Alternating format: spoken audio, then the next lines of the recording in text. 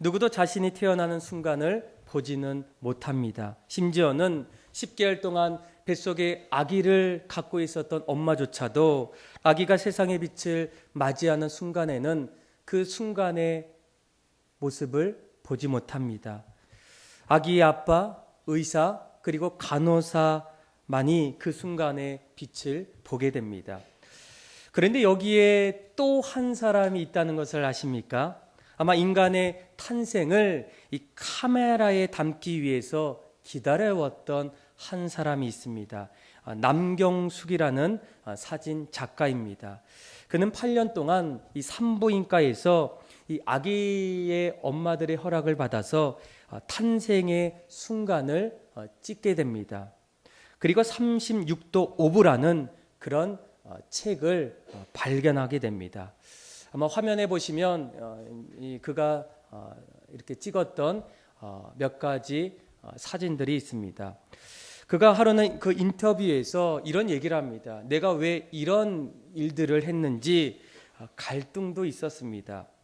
그리고 산모의 허락을 받으면서 사진을 찍는 것 역시도 쉽지는 않았습니다. 그런데 이 일을 하는 가장 큰 이유는 그 새로운 생명이 태어날 때마다 그 안에서 뭔지 모르는 어떤 매력을 느낀다는 겁니다. 그리고 한 생명의 탄생을 지켜보고 있노라면 내 마음속에 나도 모르는 어떤 벅찬 가슴, 어떤 느낌이 내 안에서 샘솟는다는 겁니다. 그러면서 그는 이런 얘기를 하더라고요. 생명은 포기하지 않는 끝없는 도전이다. 여러분, 정말로 이 한 생명, 새로 태어났던 그 생명은 어떻겠습니까? 정말로 귀하고 또 위대하지 않겠습니까? 왜냐하면 새롭게 탄생한다는 것은 희망의 씨앗이고 또 이 세상의 미래를 준비하는 주역이기 때문입니다. 그래서 이 땅에는 수많은 탄생 속에서 위대했던 그런 많은 사람들의 그런 역사들을 보게 됩니다. 그런데 지금까지 가장 위대한 탄생 가운데에 가장 큰 위대한 탄생은 누구이겠습니까? 바로 예수 그리스도의 탄생이라는 겁니다. 오늘 우리가 읽었던 말씀을 보게 되면 왜 예수님의 탄생이 우리에게는 가장 기쁘고 위대하고 가장 놀라운지를 깨닫게 됩니다. 우리 한번 10절에서 11절의 말씀을 우리 같이 한번 읽어보겠습니다. 시작. 천사가 이르되 무서워하지 말라. 보라, 내가 온 백성에게 미칠 큰 기쁨의 좋은 소식을 너에게 전하노라. 오늘 다윗의 동네에 너희를 위하여 구주가 나셨으니 곧 그리스도 주시니라. 아멘. 여러분, 천사가 목자들에게 뭐라고 얘기합니까? 오늘 이 베들레헴, 이 동네에서 우리를 위해서 구주가 나셨다. 아마 이 누가복음에서는 주로 이 구주라는 말을 사용합니다. 그런데 이 구주는 바로 수많은 사람들이 그렇게 기다렸던 구원자라는 그런 의미입니다. 여러분, 이 땅에서 자신을 스스로 구원할 수 있는 사람이 있을까요? 아마 성경에는 어떤 사람도 자기의 인생을 구원할 사람은 없다는 겁니다. 의인은 없나니 하나도 없다. 깨닫는 자도 없고 하나님을 찾는 자도 없다라는 겁니다. 여러분, 우리가 기독교의 가장 중요한 신앙의 핵심은 인간 자신이 스스로 구원을 받을 수 없다라는 겁니다. 반면에 기독교를 제외한 모든 종교의 한 가지 공통점은 인간 스스로 어떤 노력을 통해서 구원을 얻을 수 있다고 합니다. 그래서 우리가 불교는 어떻습니까? 욕심을 버리면 구원을 얻습니다. 또 유교는 자기 어떤 성찰과 노력을 통해서 구원을 얻습니다. 이슬람은 자기 어떤 선행을 통해서 구원을 얻기를 원합니다. 유대교는 회개와 기도와 율법을 준수함을 통해서 구원을 얻습니다. 그런데 우리가 믿는 기독교는 그렇지 않습니다. 여러분, 그런데 우리가 인생을 살아오면 정말 그런 생각을 갖지 않습니까? 어렸을 때는, 젊었을 때는 내 스스로, 내 노력으로 무언가를 이루고 평생을 그렇게 살 수 있다라고 자신하지만 어느 순간부터 인간의 연약함을 보게 됩니다. 어리석고 무능하고 또 내가 이제는 더 이상 아무것도 할 수 없다는 그런 생각 속에서 더 이상 인간 스스로의 구원을 찾을 수가 없다라는 겁니다. 그런데 오늘 본문에는 예수님께서 무엇 때문에 오셨다고 합니까?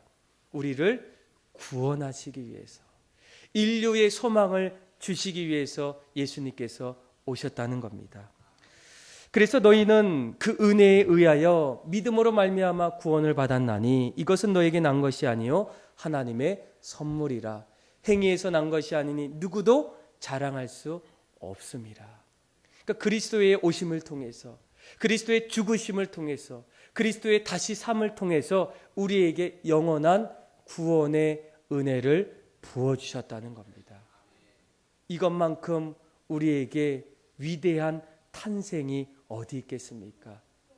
해결할 수 없고 답이 없고 소망이 없는 우리에게 이 모든 소망의 끝을 보여주기 위해 왔던 예수 그리스도, 그분의 탄생이 우리에게는 위대한 역사적인 사건이 되기를 주님의 이름으로 축복합니다.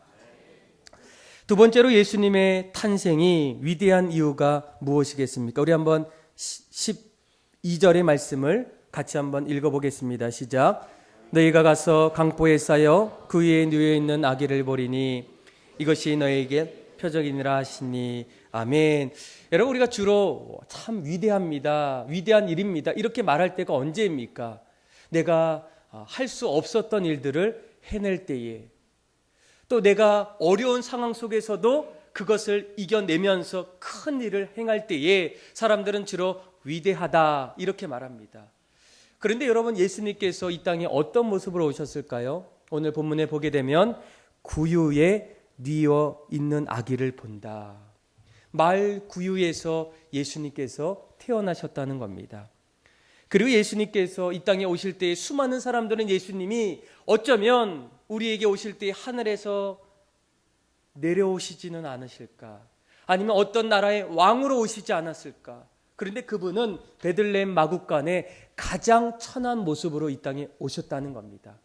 그리고 더 중요한 것은 그분의 공생의 기간 동안 구유의 어떤 어려움처럼 날마다 우리 안에서 세상에서 더러워진 사람들, 냄새나는 사람들, 외로웠고 아무것도 없는 사람들의 친구가 되어주셔서 늘 곁에서 하나님이 사람 되셔서 이 땅에 오셨다는 겁니다. 이것만큼 위대한 사건이 어디 있겠습니까? 그래서 예수님의 오심은 우리에게는 위대한 사건이고 위대한 탄생이라는 겁니다.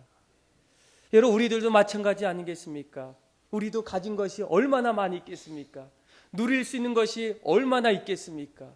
정말로 연약하고 정말로 어리석한 우리 안에 예수님께서 죄인의 친구로 이 땅에 오셨다는 겁니다.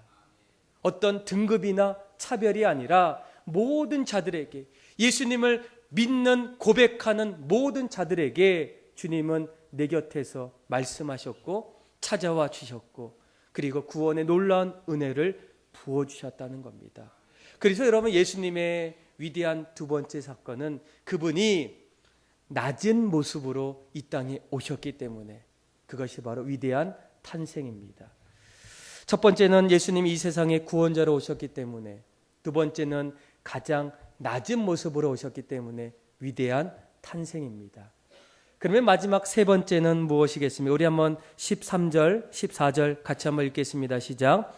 호련히 수많은 천군이 그 천사들과 함께 하나님을 찬송하여 이르되 지극히 높은 곳에서는 하나님께 영광이요 땅에서는 하나님이 기뻐하시는 사람들 중에 평화로다 하니라. 아멘. 예수님께서 이 땅에 오실 때에 무엇으로 오십니까? 평화로 오십니다.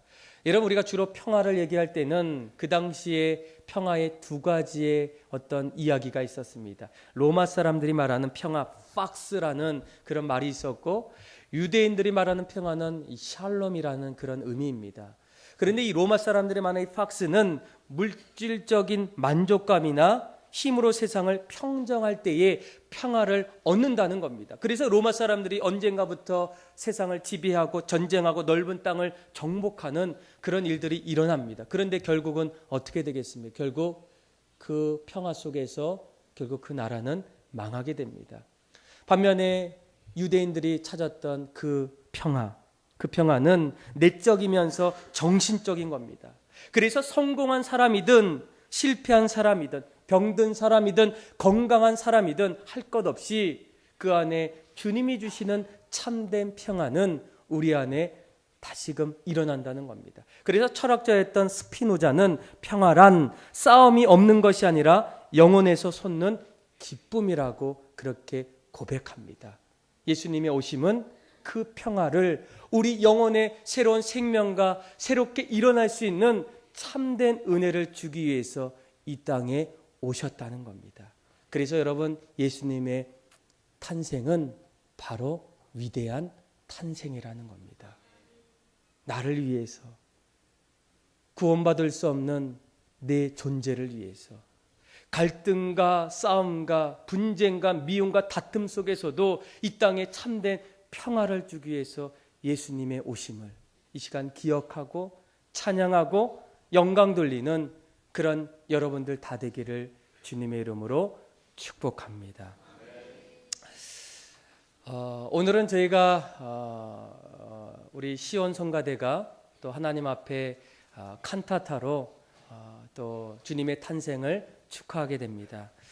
우리 찬송가 112장 우리 1절만 부를 때에 우리 나오셔서 또 하나님 앞에 영광 돌리겠습니다. 찬송가 110